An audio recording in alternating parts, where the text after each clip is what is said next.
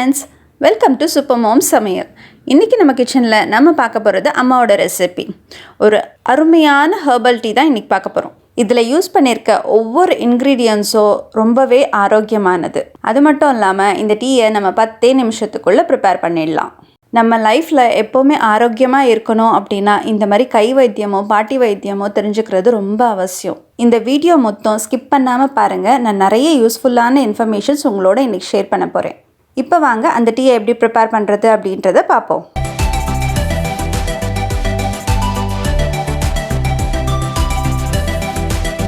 இதுக்கு தேவையான பொருட்கள் 4 பேருக்கு டீ போடுற மாதிரி பார்த்துக்கலாம். இந்த பவுடர் எல்லாம் 1/4 ஸ்பூன் எடுத்துக்கோங்க.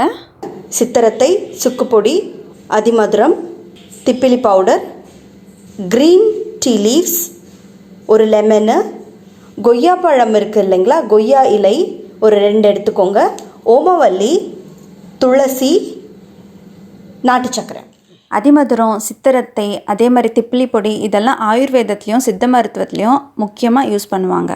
கொரோனா வைரஸ் மெயினாக அஃபெக்ட் பண்ணுறது லங்ஸை தான். அந்த லங்ஸை ப்ரொடெக்ட் பண்ணணும் அப்படின்னா இந்த மாதிரி அதிமதுரம், திப்பிலி, சித்திரத்தை இந்த மாதிரி பொடியெல்லாம் நம்ம அப்பப்போ நம்ம டயட்டில் சேர்த்துக்கிறது ரொம்பவே அவசியம். இந்தியாவில் இருக்கவங்க இந்த பொடியை நாட்டு மருந்து கடையிலையும் அப்படி இல்லைன்னா சூப்பர் மார்க்கெட்ஸ்லையும் வாங்கிக்கலாம். இதே அப்ராடில் இருக்கவங்க இந்தியன் ஷாப்ஸில் ட்ரை பண்ணி பாருங்கள். அப்படி இல்லைன்னா நீங்கள் இந்தியா வரும்போது இந்த மாதிரி பொடியை வாங்கி வச்சுக்கோங்க. எக்ஸ்பைரி பார்த்து வாங்கி வச்சுக்கோங்க. வாங்கிட்டு நீங்கள் ஃப்ரிட்ஜில் ஸ்டோர் பண்ணி கூட யூஸ் பண்ணிக்கலாம். ஸ்டவ் பற்ற வச்சுக்கோங்க. 3 கிளாஸ் தண்ணி ஊற்றிக்கோங்க. க்ரீன் டீ லீவ்ஸ் போட்டுக்கோங்க. அதில் க்ரீன் டீ லீவ்ஸ் 1 ஸ்பூன் போட்டிங்க இல்லையா, அடுத்து அந்த கொய்யா இலையை 2ஆக கிழித்து போட்டுடுங்க. அப்படியே ஓமவல்லி இலைகளையும் 2ஆக கட் பண்ணி போட்டுக்கோங்க. துளசி, இந்த பொடியெல்லாம் இருக்குது இல்லைங்களா, இதெல்லாம் ஒரு 1/4 டீஸ்பூன் சேர்த்துக்கோங்க, போதும். இந்த ஹெர்பல் டீ நம்ம 4 பேருக்கு ப்ரிப்பேர் பண்ணியிருக்கோம். அதனால தான் நம்ம 1/4 ஸ்பூன் யூஸ் பண்ணியிருக்கோம். ஸோ நீங்கள் அதுக்கேற்ற போல் பார்த்துக்கோங்க. நல்லா கொதித்ததும் இதில் கொஞ்சம் நாட்டு சர்க்கரையை போட்டுருங்க.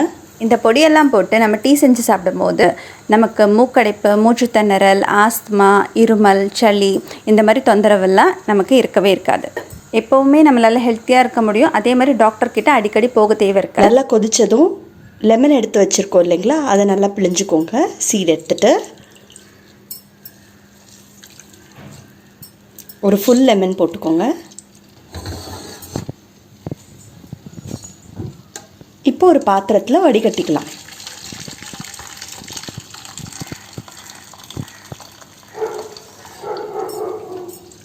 நல்லா கலக்கி விட்டு வடிகட்டிக்கோங்க.